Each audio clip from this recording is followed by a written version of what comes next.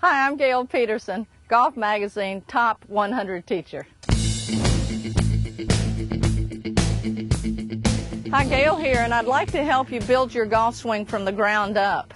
After getting a good grip and good posture and aim and alignment, we want to build the swing from small to large. And every swing should look like it has a top and a finish, a continuation from the top and the finish, with no anticipation of impact.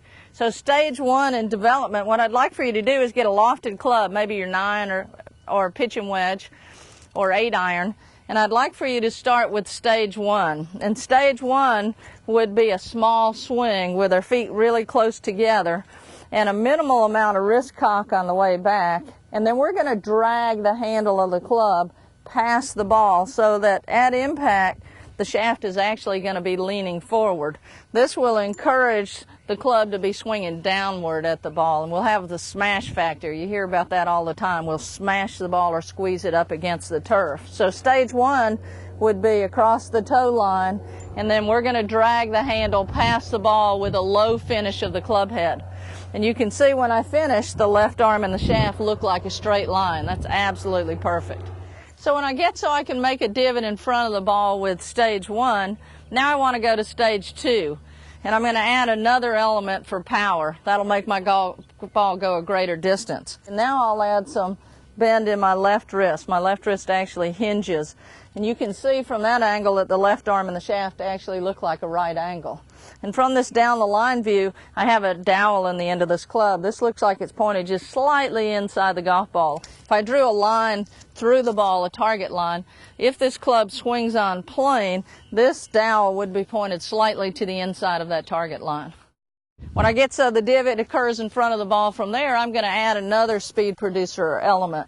And that third stage would be some shoulder turn. And that should load me into the inside of my right foot. What I'd like for you to do with stage four is on the follow through, the arms are going to rotate and the club's going to rehinge on the follow through. And then stage five would be a full swing. And the only thing I have to add for the full swing would be a full body release to the finish. So if my body keeps going and my arms keep going, then it takes the scoop and flip out of it. And that's probably the number one cause of unsolid shots or mishits, fat and thin shots, is that the sequence, the club head gets to the ball way too early. So again, let's go through the stages. So stage one would be a small swing with a minimal amount of wrist cock, and I'm just going to turn through and take a divot in front of the ball. Now to add more power, I'm going to add a little bit more wrist cock on the backswing. So a little wider stance to support a little bigger swing. I'm going to swing it through stage one and let my left wrist cock. And again, I'm finishing with my body turned towards the target and the club head below my hands. So this would be stage three. Stage three, I'm going to go through stage one and two with some wrist cock, and then I'm going to add a little bit of shoulder turn. That power from my pivot will give me more acceleration through the shot and give me more power and make my golf ball go a little greater distance than the previous one. So here's stage three. I'm going to get the wrist cock, and then I'm going to add the shoulder turn, but still a low finish, punching the ball out onto the range. And we're going to go to stage four, and stage four has stage one with some wrist cock and some shoulder turn, and now on the follow through, after impact, my right arm's going to swivel over my left, the shaft's going down the target line, and then the club's going to rehinge so that the shaft points back at the target line. It rehinges on plane. So here we go, stage four. Stage four has the shoulder turn and the wrist cock, and now a release.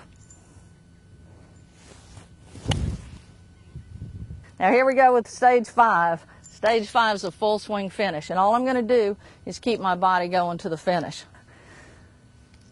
Here's stage five, just a little bit wrist cock, shoulder turn, and then a full body finish.